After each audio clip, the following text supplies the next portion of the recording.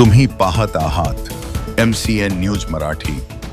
आली आली गौरी आली, सोन्याच्या पावलांनी आली, सुखसमृद्धी घेऊन आली म्हणत लोणार शहरासह ग्रामीण भागात रविवारी घरोघरी गौरीचे पारंपरिक पद्धतीने मोठ्या भक्तिमय आनंद व उत्साहाच्या वातावरणात आगमन झाले। रांगोळीचा सडा, लक्ष्मीची पावले काढत महिलांनी गौरीचे स्वागत केले। पौराणिक आख्यायिकेनुसार श्री गणपतीच्या आगमनानंतर भावाच्या भेटीसाठी ज्येष्ठा कनिष्ठा या 2.5 दिवसाकरिता माहेरी येत असल्याची माहिती सांगण्यात येते। या सणाला फार महत्त्व आहे। या सणानिमित्त संपूर्ण कुटुंब पूजनासाठी एकत्र जमते। श्री गणेशाच्या प्रतिष्ठापनेनंतर महिलांना गौरी आगमनाचे वेध लागतात। यंदा गणेशाच्या आगमनानंतर 5व्या दिवशी गौरी घरोघरी विराजमान झाल्या।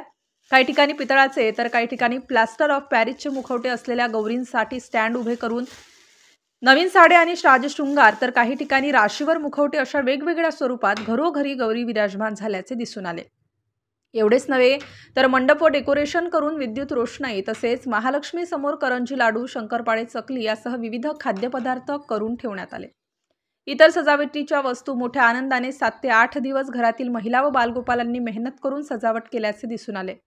त्यानंतर दुसऱ्या दिवशी गौरींचे सोमवारी विधिवत कुटुंबासह सायंकाळी पूजन करून पुरणपोळी व पंचपक्वान्न, ज्यामध्ये 16 भाज्यांचाही समावेश असे भोजन तयार करून नैवेद्य दाखवून जेवण देण्यात आले।